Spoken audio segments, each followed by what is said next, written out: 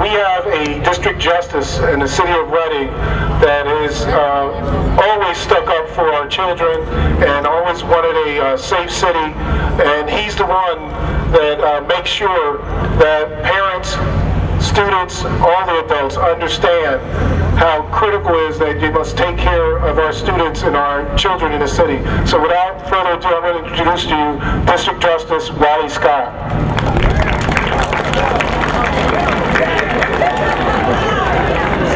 First of all, I want to say hello to everybody.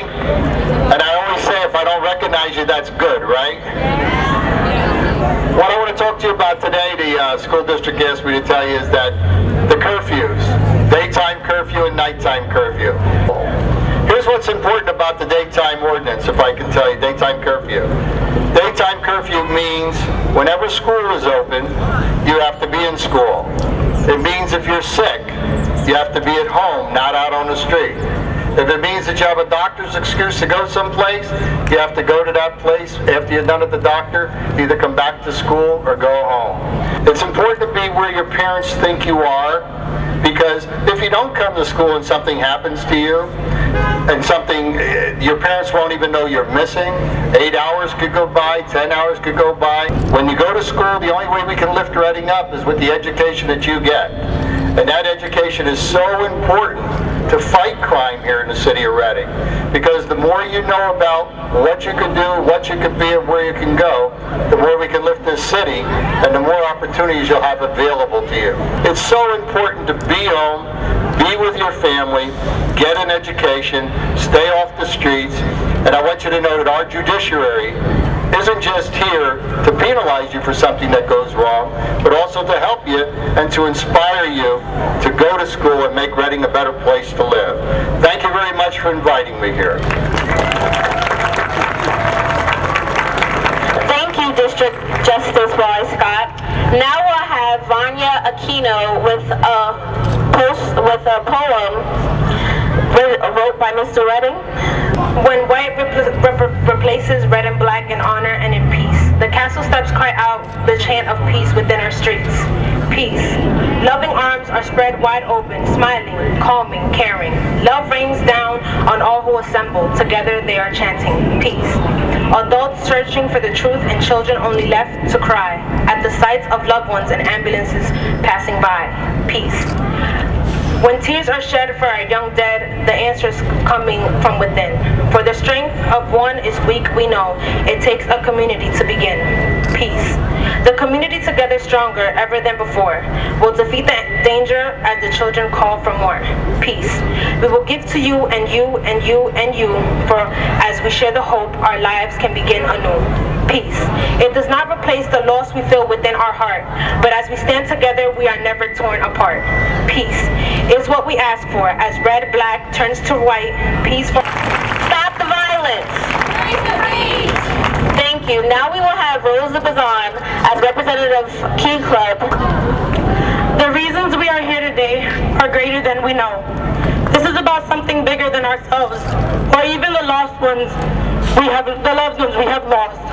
We are here today because we believe this is a chance for change. It is wonderful to see so many people, so many of my peers here today.